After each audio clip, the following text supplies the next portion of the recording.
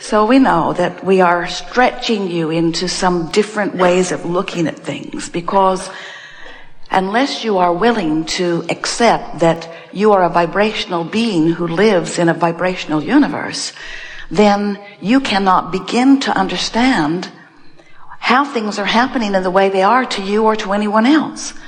In other words, until you make the conscious association between the source energy part of you and the part of you who is here focused in your physical body, you have no real guidance. You can't begin to consistently move in the direction of that which you are becoming. Most physical beings, almost as soon as they are born, begin monitoring their behavior and measuring it against the results that they get from other humans. So if you behave in a way that pleases the humans who are near you, they smile and they reward you with words and behavior. But if you displease them, you know that right away too, because they frown and they withhold and they punish. And so, without meaning to, you've been trained away from your guidance system by well-meaning others who are doing something that is virtually impossible. They're attempting to sort out all manner of manifestation and put it into piles of good and not so good and less good and really less good and terrible. They've sorted out these piles and then they join together in groups as they try to protect their piles. It's such an interesting thing, the limitation of these piles. And what we're encouraging you to do is, rather than trying to join the group with the loudest voice or even the group with the strongest influence on you for whatever reason, we're encouraging you to try to let go of the influence that others have set upon you while you reach for the influence of the source within you. We want you to realize that you were source energy before you came forth into this physical body. And a part of who you eternally are is focused now here in this body. So here you are, just like you knew you would be, sifting and sorting and expanding, coming to constant new conclusions about what would be better, how the world would be better, how government would be better, how your community would be better, how your body would feel better, how your personal circumstances would be better, how this relationship would be better, how that situation would be better, all day, every day, launching those rockets.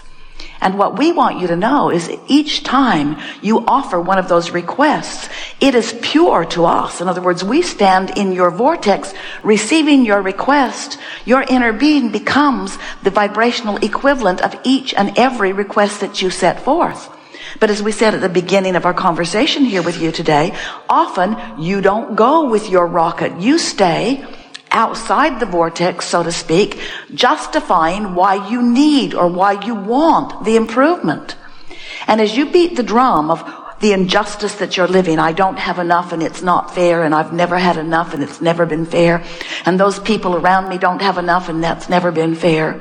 What you do, you don't mean to, but what you do is you keep active in yourself a vibration that prevents you from joining the vibration of your desire. That's why your desire doesn't feel good to you.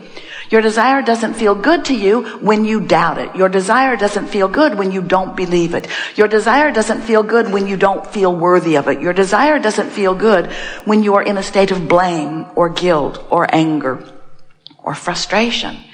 When you feel those negative emotions, what it means every single time is, oh, you launched a desire. Yes, you did. And your desire is with the larger part of you and is present tense in terms of the vibrational creation.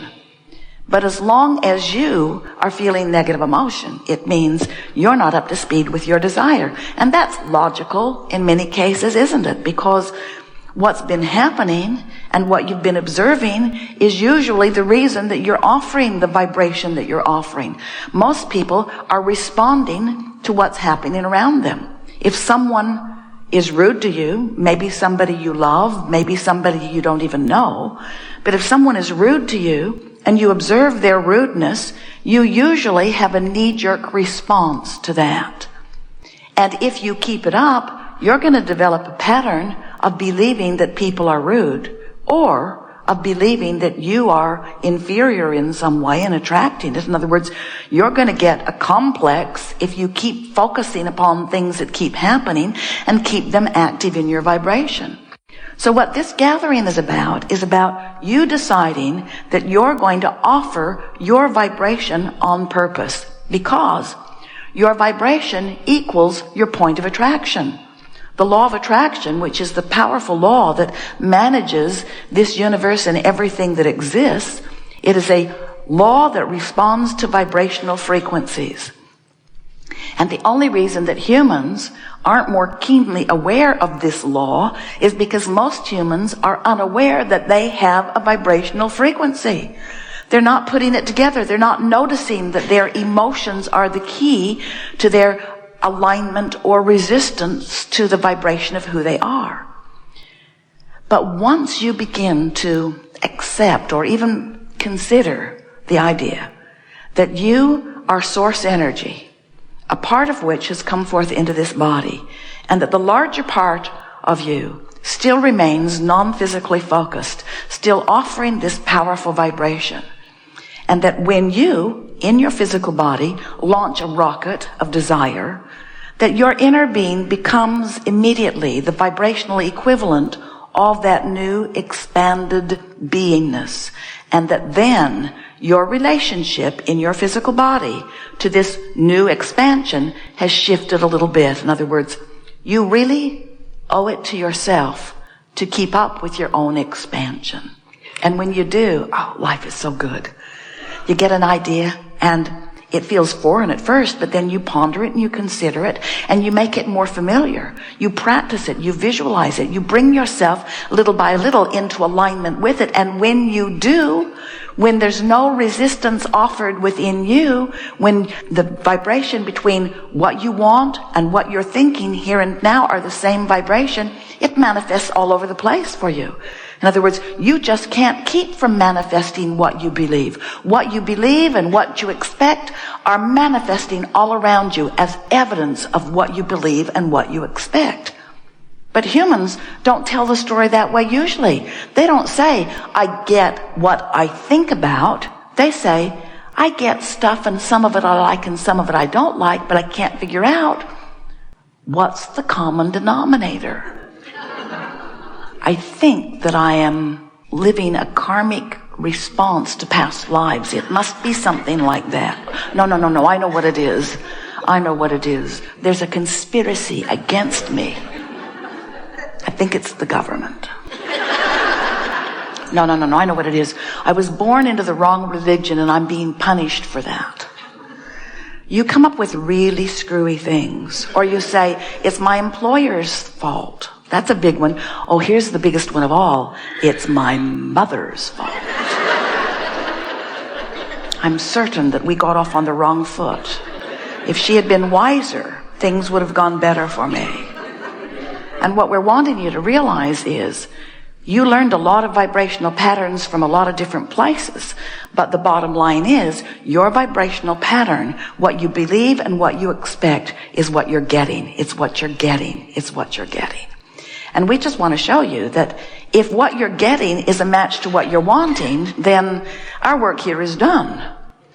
But if there are things that you desire that you're not getting, if you want to feel clear-minded and you're confused, then there's more work to do. If you want to be healthier than you are, then there's more work to do. If you want to have more fun than you're having, then there's more work to do. If you want to be more prosperous than you are, then there's more work to do. And we want you to know that there is always, eternally, don't let this get you down, more work to do, because you're constantly sifting and constantly asking and constantly then being given the choice of moving in the direction of your newfound request or not. And you're going to discover that as you move in the direction of the desires that are born every day, then life feels good to you. You cannot get enough of it. You wake up refreshed and eager. You're like those little kids you see. Don't you see them? They hit the floor running every day. They cannot wait to get... And you wonder, what is the intrigue with that pile of toys that they've been playing with for so long? What is it about that room or that little box of toys or that friend across the street? What is it that they keep discovering new eagerness for life? And then you say, as a sort of burned out adult, well, they'll get over that soon enough. And we want to say to you, we want you to never get over that frisky, free feeling of the new discovery of life. Jerry and Esther, every now and again, will say, well, we'll just stay in. They're living in hotels mostly. We'll just stay in and we'll get some work done. And they have a good time while they're in working. They get along well and their work is delicious to them. But then they'll go out and life will call them. They had a wonderful experience the other day. They went to take the car out to put a package in the FedEx box and the car wouldn't start. The battery was dead. And at first they thought, oh man, what's going on with us? And then the desire to go to the FedEx box resurfaced. And so Esther called AAA. And in 20 minutes, the nicest man came. It was raining. He had a big yellow raincoat on. He brought his jumper cables. He didn't quite know how to hook up this new Cadillac. It was weird. Jerry figured it out, which thrilled Esther. They got the car going. They're in love with life again. They're inside, and even though it's raining, we're rolling. There's nothing that can keep us from rolling. They called the Cadillac agency. Come right in, he said. That morning, Jerry had awakened and said, oh, I would give anything for a really good bowl of beans.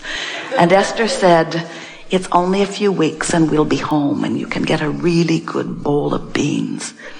And right next to the Cadillac agency was a really good bowl of beans. So the Cadillac agency, they could not have been nicer. The people in the restaurant could not have been nicer. They had one of the best days of their experience as they spent an extra hour in the restaurant talking to the waiter about her career and what she's doing. She's going to be an architect. You would have really liked her. And as Jerry and Esther went back to their hotel room later that day, Esther said, and then Jerry said, and then Esther said, and then Jerry said, this was just the best day. This was just the best day where a problem presented itself, the solution did too. A question presented itself, an answer did too. And in the process, we got to play with all of these new people that we never would have been able to play with before. They were so high on life, so full of fun. In other words, we want to say to you that your alignment with Source happens in the oddest sorts of ways. And when you accept that life is supposed to present itself to you and will, and out of it will come your reasons to interact, your reasons to explore, your reasons to express your appreciation through dollars and through words, your reason to utilize your own mind, your ability to discover your own solutions. In other words, what is life if it is not a constant unfolding? As we speak to you about this day, and we know you have days like this, and you know what we're talking about, where unexpected, wonderful things turn up in all kinds of unexpected and wonderful places.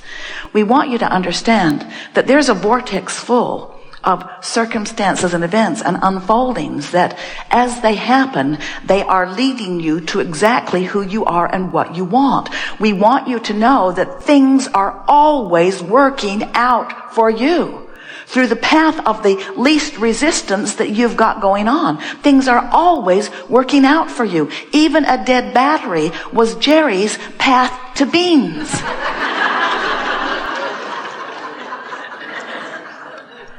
Things are always working out for you. It was Jerry and Esther's path to the inspiring of a young woman who moved from Texas all the way to New York, didn't like it, moved back to Philadelphia, just looking, just trying to find her place, just trying to discover who she is. Who knew she would discover who she is while Jerry's discovering beans? You see what we're getting at? In other words, cooperative components being gathered together in a dance that is full of fun and adventure. That's what you're all about. We just want you to know that if you will stand in a place of knowing that things are always working out for you, things are always working out for you.